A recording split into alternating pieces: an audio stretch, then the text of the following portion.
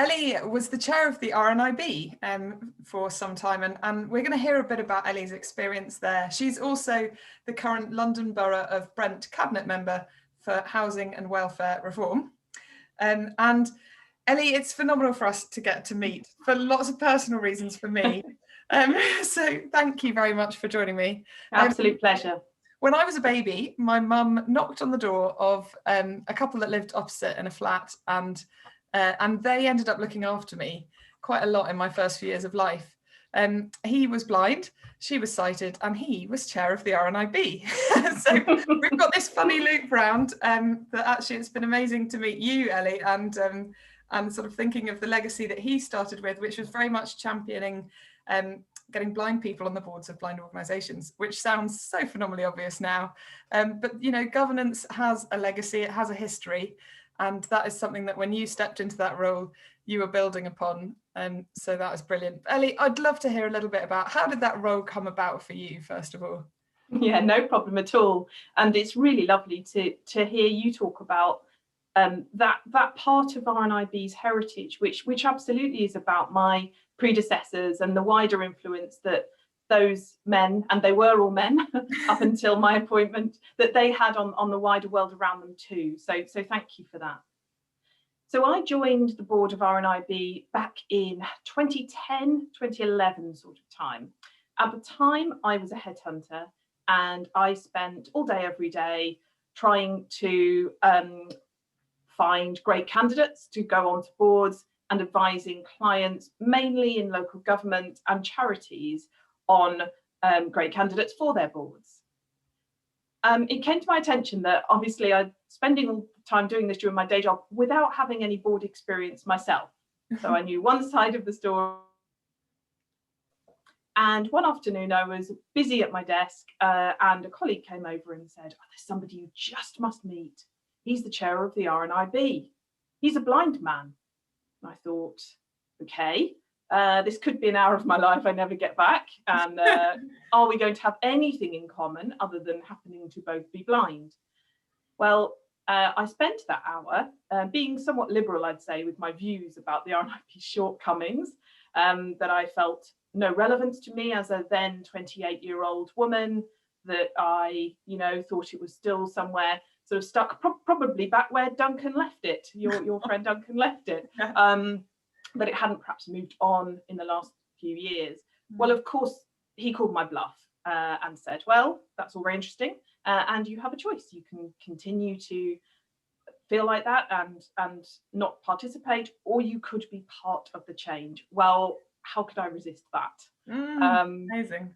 So we went through the application process, which was an open recruitment process. So, good box ticked there in terms of the openness of that recruitment. Great. And I joined the board. So after 7 years on the board, the last couple of which I was vice chair, my predecessor stood down, and I think probably most people did expect me to succeed him, although of course there are no certainties. We at the time operated a degree of election of our trustees, and so had to work hard for that. But I took over as chair, I would say, at quite a challenging time. So we had intentionally, over the previous couple of years, run a structural deficit for various reasons, mostly related to sort of invest to save initiatives around fundraising and common to lots of organisations. Over that time, obviously, lots of markets had shifted, and we found ourselves in a position of actually having quite a serious financial deficit. So we filed accounts with a £12 million deficit, and my challenge, as I thought, taking on the chair role, was supporting the organisation to turn that around. That was the challenge I knew I was taking on, and I thought that would be the thing that kept me awake at night, and that I would need to galvanise the board around and the executive team around. About 6 months after I took on the role as chair, we had a very serious letter from Ofsted. So RNIB at that time ran a number of education and care facilities for blind and partially sighted young people who had additional needs. And the letter from Ofsted related to a state-of-the-art provision in Coventry.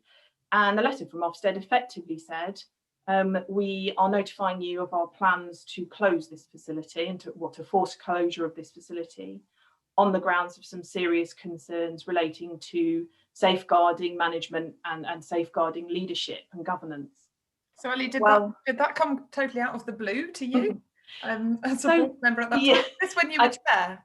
Yes, so that was, I'd been chair for 6 months. We had a chief executive who had been an internal appointment, but who also had only been in place 6 months. And yes, so it was a shock. It was a shock. Your question is a pertinent one and was essentially the question that the Charity Commission then asked. And their Ofsted letter opened a statutory inquiry, which is the most serious inquiry that the Commission has powers to open. And you know, people will remember that this is March 2018. We are in the immediate aftermath of notification that Oxfam and Save the Children had just had similar inquiries opened into safeguarding in their organisations as well. So that's the sort of context, was the timing. So unsurprisingly, looking into and identifying what had gone wrong, clearly the board and the organisation had really badly let down young people and families who had every right to expect the best from us in terms of care and support. And that began a really challenging period of looking at what had gone wrong. And some of that process was formal with the Charity Commission. We were reporting to the Commission regularly, as you would expect, and also doing some pretty serious and difficult internal reflection. And I think, like lots of large organisations, the learning from that were the learnings were multifaceted, I suppose. So clearly there was a compliance issue. Clearly there was a compliance issue around safeguarding, and obviously our immediate response was to understand that and to seek to put that right.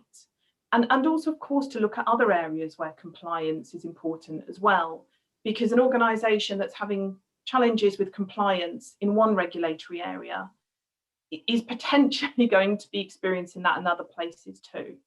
So we very quickly took some quite serious decisions about structures and processes and all of those things that needed to be in place to reassure the board and the executive team that a similar thing could never happen again.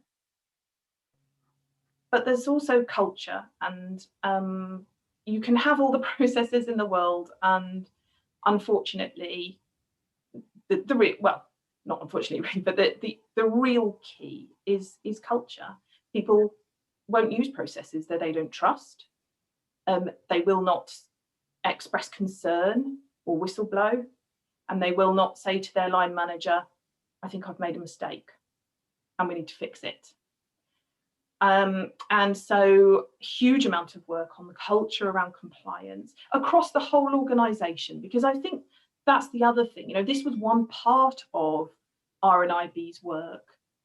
By the time I became chair, I think it would be fair to describe it as not a core part of what we did. And I think people won't be surprised to learn that that's probably one of the things that was at the heart of some of the things that had gone wrong.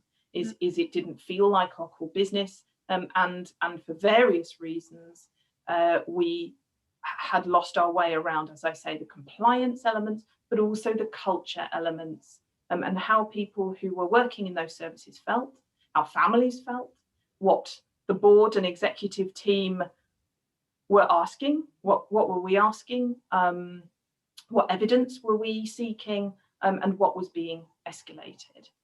And of course, the third sort of, leg of the stool, if you like, was around leadership and management, and that was really difficult, unsurprisingly. But I guess on a personal level, it was really challenging, because I had been part of the board for 7 years previously.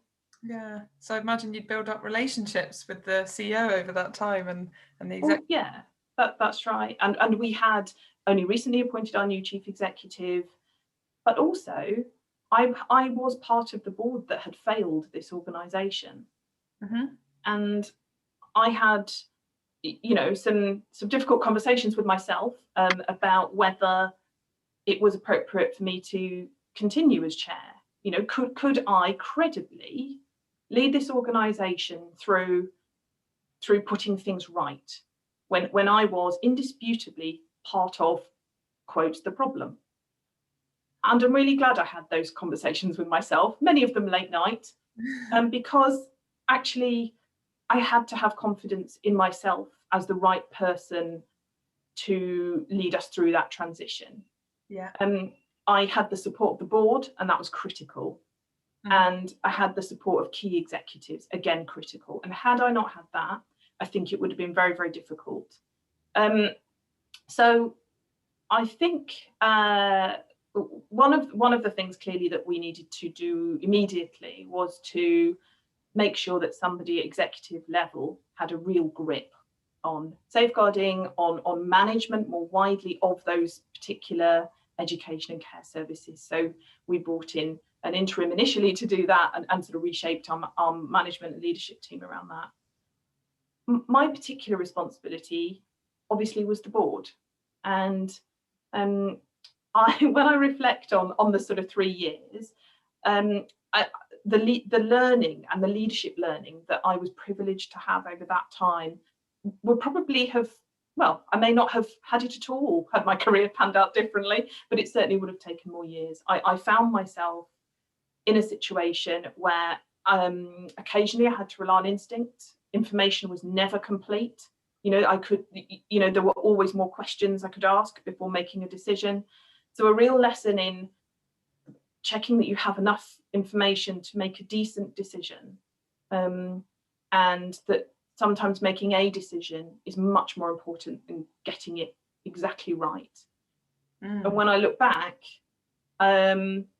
definitely I made mistakes. Definitely I did. But there were very few things that I did that couldn't be undone or adjusted further down the line. And that was a real learning, that the decisions I made on instinct with what I thought was a sensible amount of information and some close counsel by experts and others who could advise and who had the organisation's best interests at heart, they were what I would call good decisions. Not always right, but good. Yeah. The ones where I took the weekend to think about it and analyse it and change my mind a few times, they were the rockier ones. And that's definitely a reflection too. I also became a highly visible chair. One of the most important things at RNIB is obviously, as you'd expect, visibility and leadership by blind and partially sighted people. At the time and throughout my period as chair, our chief execs were sighted. And I think particularly given the serious nature of the concerns raised, particularly given our core mission of removing barriers to full inclusion in society, I ended up being a more visible chair. So I did joint meetings with the senior leadership team for the whole staff, and that was a really important part of that process, was them sort of seeing me, I think, as a highly visible and blind leader. That was important for keeping us moored to our core purpose. Yeah, and it's interesting looking at some of the positive things that came out of that time as well as, I guess, your passion when you were a 28-year-old and you first looked at this organisation and thought, I don't know if that's for me. Yeah. Then actually it meant that you had that opportunity to look at how it markets to a wider audience and to kind of shake that up a bit as well, I imagine. Definitely, and to get really serious about what we were for, and clearly what the experience revealed was that we were trying many things, and some of those things we were not doing well. Mm-hmm. And so it was, clearly that was a challenging conversation to have, but it absolutely led to a laser sharp focus on what we were there for, and the strength of staff and volunteers and the organisation and its heritage and what it had been, what it was about, and why is it important that RNIB survived that? Why is it important that RNIB is still there today, and didn't sort of sink under the weight of, firstly, significant financial challenges, and then this very serious statutory inquiry? And those are the reasons that kept me going personally, and I know the board and senior execs and the whole staff and volunteer team as well, each one of whom got up every day knowing that it was important and worth it, and that the difficult decisions we needed to make about money, about focus, about upping the focus on compliance, increasing sort of accountability culture, all those things were in service of that really important core mission. It's amazing, Ellie. And I know that earlier this year you were given an MBE for services. It was an extraordinary thing. Congratulations for that. And I think thank you. After fairly early in your career, being a chair for 3 years during a time when an organisation was going through that many different challenges, lots of people take on chair roles at the end of a 40-year career. And I'm doing it upside down, aren't I? You are. It's brilliant. They never experience many of the things that you've been through in what was it, 7 years as a trustee and 3 years as a chair. You've been through an extraordinary amount, and I guess I kind of feel like saying, watch this space. We'll see. Well, isn't it interesting? Because sometimes I think the reassuring thing about it is that sometimes the job you think you have been recruited to do isn't the one that you do, but that as long as you can be confident that you are the right person at that moment, then I think that is really helpful, and that isn't just about your own view of whether you are or not. That's about taking soundings from people you trust, and it's amazing in a crisis who steps up, and who doesn't actually as well, and some of that felt quite rough in terms of who sort of didn't, but incredible people did, and really unexpected people too. And you know who your friends are, I suppose, but organisationally that was true as well. You knew who the people were who really wanted RNIB to succeed and to thrive. And my observation, I left RNIB last December after 10 years on the board. One of the things, of course, was obviously overhauling our governance. Over those 3 years was that I then, of course, couldn't claim to be an exception to the rule that we agreed. So it's I would describe the organisation now as thriving, and a lot of that is about some of the tough times actually laying some really great foundations. We recruited a chief executive. It must have been a year before, about 18 months before I left. COVID hasn't helped that sense of time, has it? But and he's providing really, really great leadership to the organisation, the board. So I, over the 3 years, oversaw a transition of, I think, all but one trustee. Now that comes with huge risks. Mm-hmm. So when I stepped away, our longest serving trustee had only been there since September 2017. Yeah. That caused me a certain level of anxiety, as anyone who's thought about board succession and corporate memory will relate to, I'm sure. And some of that process wasn't ideal. You know, some people left because their terms ended, other people, you know, life happens, people make different life decisions, but there was that full transition of board. Yes, and that is huge. I think corporate memory is something we underestimate. And actually, in a time of crisis, there is a tendency at the moment to fire everyone and to say, you know, get rid of the board, get rid of the exec, and we'll start again. But there's a big challenge to the corporate memory of the organisation for that. And I can see that it was really helpful that you actually did have a really good knowledge of RNIB at that point in time. You weren't coming into it totally fresh. You knew the individuals, you knew the challenges, and I imagine you'd quite a good sense of the culture after 7 years. Absolutely, and not everything was bad or wrong. Yeah, and that's the other risk when something like that happens. Is this? I'm sure there are proper, you know, psychological descriptions of it, but there is that sort of the risk of a bit of a trench mentality, if you like, a bit of a rewriting of history, a bit of a temptation to feel like a saviour. Oh, everything that went before must have been rubbish. Here we are to save it and fix it. And that is not true. And it was not true of RNIB and the amazing work that the organisation had been doing across lots of areas, including in those services for young people who were visually impaired and had additional needs up and until things started to go wrong. So I think that was something that I was very mindful about, was that is not rewriting history and you know, being disrespectful of that heritage, old and new. There was 150 years of it, and most of it, everybody at RNIB and who comes into contact with RNIB has a right to be very, very proud of. Yes. It's interesting when you think about that. I guess I'm conscious of it more with RNIB than any other organisation because Sir Duncan Watson, who in effect carried the baton many years before you, and then you were given a baton for a season. And Ellie, I think it's brilliant that you, at that 3-year point, said, look, I've actually done 10 years. I'm going to have to go here because I believe in good governance and that means my term is up. But I know that there are lots of organisations in the country where people have stuck around for longer than good governance would recommend. So I imagine that was a tricky decision because you probably wanted to stay and see it through for longer, but a good one.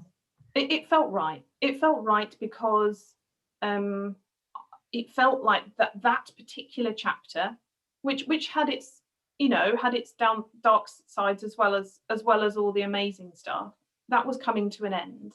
And the job that my successor is now doing is a different job.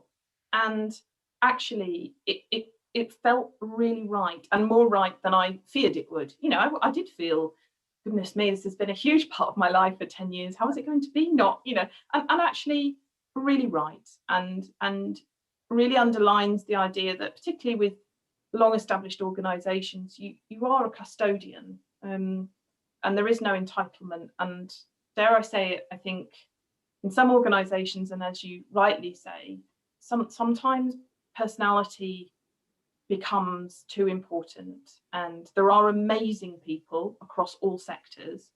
There are also not amazing people, and there are also people who were amazing and then are not right. And it's not a criticism, it's just being really careful about what's the current context today, what do we need today? And that might be really different to last year, might be really different to in 5 years' time. So it's just getting that alignment right.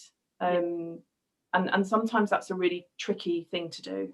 Yeah, and I imagine while, you know, executives can stay in an organisation for 40 years, although that's probably less common now than it has been, actually the whole idea of non-executives and chairs is that they're independent. So you're bringing a fresh perspective. So it's actually hard to do that after a really long time. So it really is. And I see this in the role I have at Brent Council as well. So I became Cabinet Member for Housing and Welfare Reform in 2018. And previously I'd been Cabinet Member for Environment.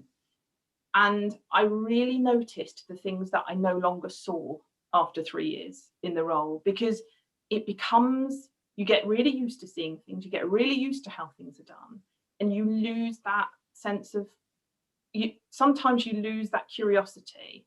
Why is it like that? Could and should it be different? because you yourself sort of become part of the structure. It's not impossible at all.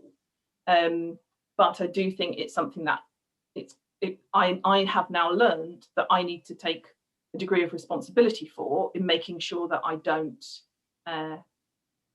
people describe it as going native, which I don't particularly like, but that you don't sort of become, you know, part of what's reflected back at you. So you stop seeing, you stop asking, and you've been through the cycle so many times that it's just how it is. And now there is a risk that you bring a brilliant mix of people onto the board and then they all conform to an existing. Yeah, well, that's right. Yeah.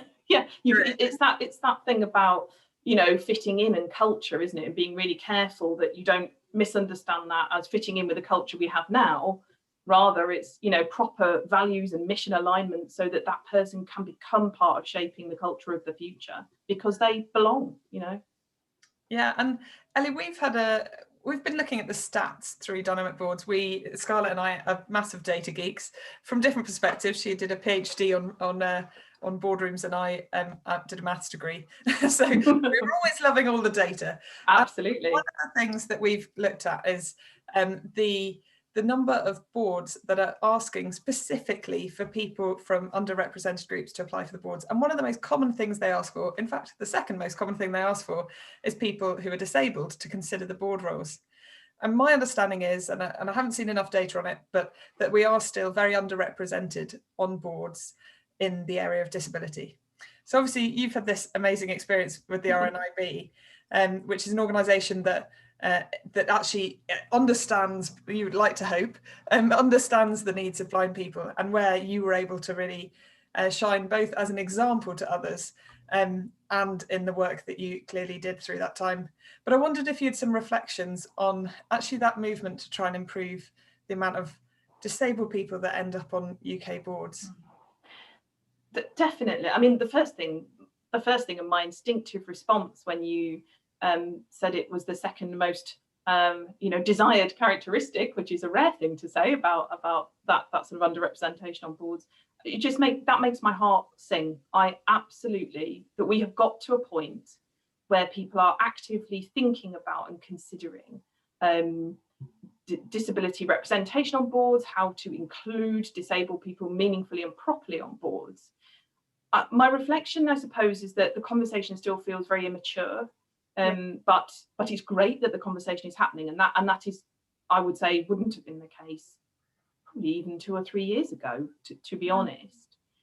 And you're dead right. RNIB, has a great tradition and heritage of blind leadership, if you like, but it hasn't always been easy. Neither has it always been neither has always been without fight. You talked about Duncan being, really passionate about that, and people not probably who are now in their 70s, blind people, had to really fight within RNIB for that. So there's a real danger in taking that for granted, even within organisations where you think, well, of course, common sense. Yeah. And lots of complex reasons for that. But some of those reasons apply to other boards too, I think. Certainly, I mean, do diverse boards with loads of folks around the table who have different experiences of life, different backgrounds, do they make better decisions? I think the evidence is unequivocal on that now. So I think we've passed first base, which is great. I think definitely I would say my experience reflects that. In a way I see it through council more so than my time at RNIB, in the sense that I wasn't the only blind person around the table at RNIB most of the time, but I am all of the time at Brent. And I suppose when we talk about, what is it that disabled people uniquely bring, I think the lens through which you experience and see the world always informs the contribution you make. And that is true of everyone. And there are real dangers in making assumptions about how similar people's experiences are. I was, stop me if this is drifting into too much detail, but I was on a call a couple of weeks ago, and we were a group of people who did not know each other. We'd come together in a sort of conference type setup, and the issue of diversity came up. and we were all women. And from the person's comment, I understood that we were all white. And she said, well, of course, we're not diverse, are we? We're all the same round this table. And I thought, you don't know that. We don't know which of us around this table went to the different kinds of schools. We don't know the socioeconomic backgrounds of anybody around this table. She wasn't aware that I had a disability. So there are some real, I think that is one thing that I always encourage people to do, is just be curious about where people are coming from. Yeah. And we need to be really careful not to make sweeping assumptions about that. But disability, lived experience every day of disability is immensely frustrating, sometimes really, really difficult, sometimes energy sapping, sometimes a real challenge to people's mental health and well-being and resilience. Yeah. And all of that is really helpful in how you look at board decisions. So I'm often the person who will raise a question about how people will access information, for example. So there's lots of, casual, well, of course, we'll put it on the notice board, we'll put it on, we'll do visual, visual signs and all of that stuff. Great. But what if those visual signs might as well not be there for some people? Mm. And that's folks who can't see them, like me. It's also people who can't read them. Yeah. And that's more prevalent than we think as well. People who cannot access the written word in a straightforward way. People for whom English isn't their first language. So there's a whole box that kind of observation sometimes opens up, which can be, I think, really helpful. That's obviously quite a straightforward example. And there are others about customer experience, what good customer experience is for somebody who has a disability, for example. So within the housing service that within Brent, what's the experience of residents with disabilities? And how do we know that what we think is great customer service is actually meeting their needs too? Well, ask them. And I think this is the other point I'd make about disabled people on boards. I think we need to be really clear why we've been recruited, as any trustee or non-exec does. There are specific board roles that are about bringing the perspective of lived experience, or as a customer or a tenant, for example, in housing, onto the board, and that's completely straightforward and understood. I think where the lines can be a bit blurry is when you are recruited onto a board along to the same job description as everybody else on the board, but you obviously are bringing a particular perspective. Now, in the examples that I sort of talked about in terms of, asking the questions, curiosity about access, curiosity about some of the things that other people around the table may take for granted, that's all fine and dandy. I think the risk is, and particularly for blindness organisations, I suppose, and sight loss organisations, if you've got blind people around the board, it is very human and completely understandable that, especially on policy issues, what do we think about this? Is this good, bad? Should this be a campaign? That their perspectives are taken, that their perspectives are privileged over perspectives of other board members, and some of that is right, of course, because they have lived experience. But it's really important to remember that they are very unlikely to be representative. I would guess, and this is a guess, you'll have to get your stats working on this to see whether that's true for other disabilities too, and other organisations that serve particular communities. Is it really true that the people who you have around your board table are representative of those communities, or are they representative of all of the inequalities and privilege that comes to the fore when people are recruited to boards? Yes, they have a disability, but actually, I'm, for example, I'm Oxford educated, I'm a white woman, and that is an example of particular privilege.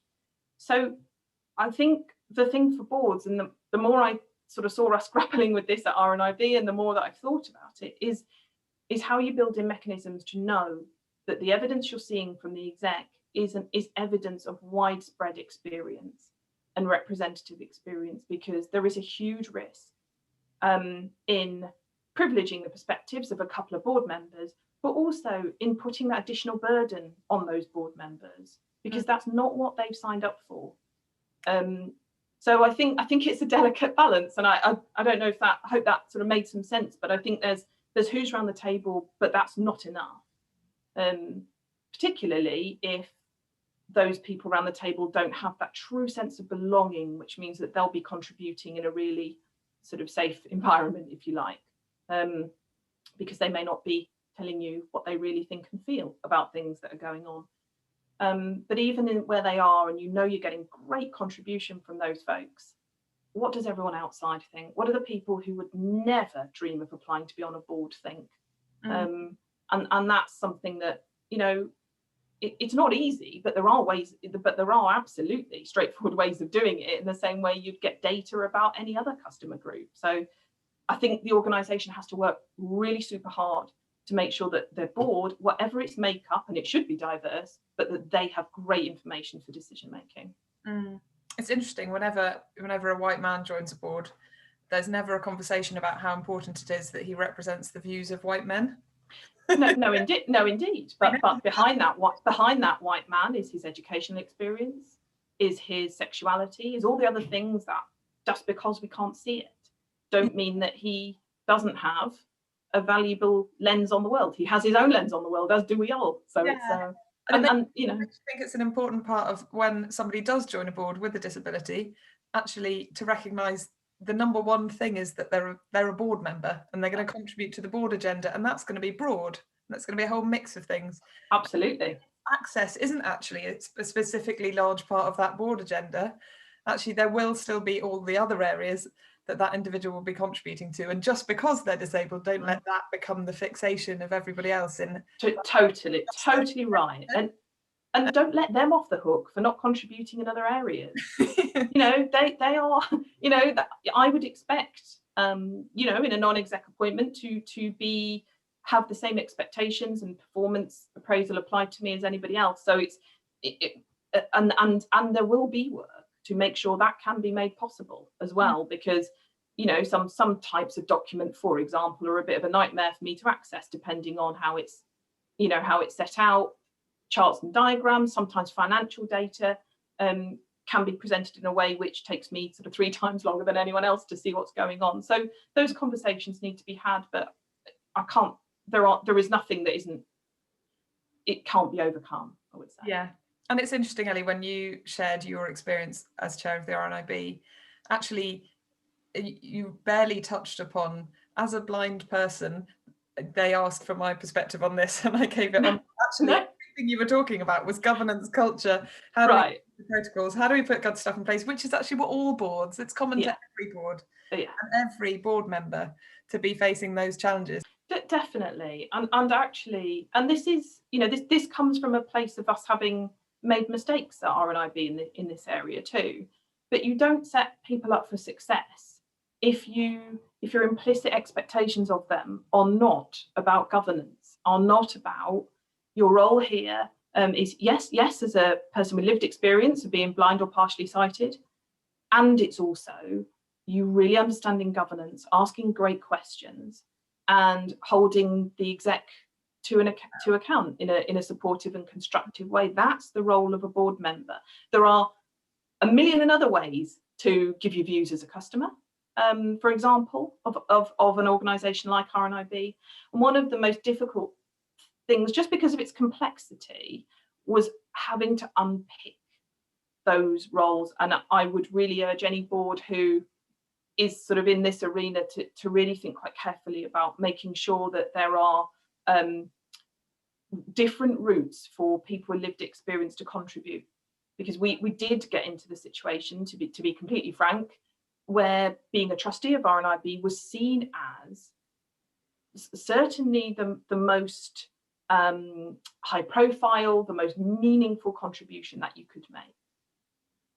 And we worked really hard to try to shift that so that it is one contribution you can make if governance is your thing, But actually, if you care passionately about the quality of what's in the RNIB shop, there are really good ways for that experience to be contributed that are not about being a trustee, but giving all of those kind of different routes, parity of esteem.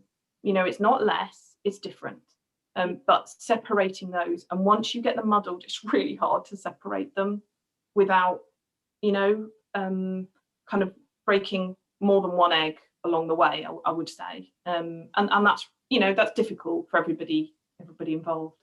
Yeah. And Ellie, finally, I just want to ask you, if there's anyone watching us and maybe they are disabled themselves, or they're from a minority group and they've not really seen people like them on boards very much, what would be your message if they're looking at dynamic boards, if they're looking at our roles and considering applying for their first board role? What would be your message for them?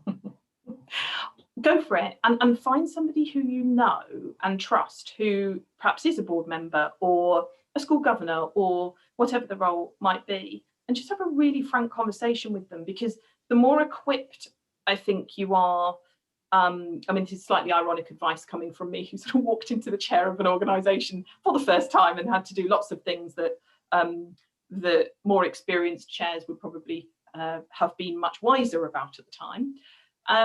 But really try to equip yourself with the knowledge, not just factual knowledge, not just knowledge about the industry, knowledge about all of that. That's important, but you can learn that. The thing is about what is the experience of being a board member like? What are the expectations? And what would I need to do to kind of demonstrate to an interview panel that I get it? I might not be experienced at it yet, but I understand the expectation, and I'm up for being proactive about building my skills and developing, the sorts of messages you'd want to give in any interview, really.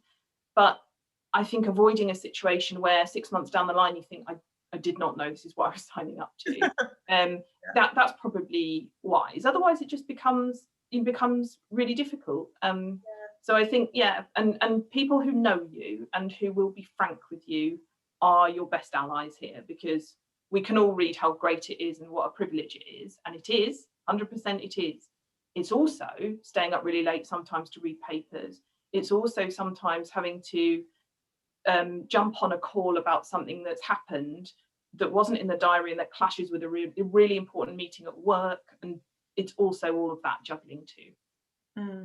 Ellie, thank you. That's amazing, and so thank you so much. I've so enjoyed our chat. Yeah, thank you so much for joining me, and I really hope that anyone watching this, you are encouraged. If you haven't yet, please do sign up to Dynamic Boards and have a look at our board roles. We've showcased over 1,000 roles over the past year, and we would really encourage you to think about, like Ellie, becoming a board member.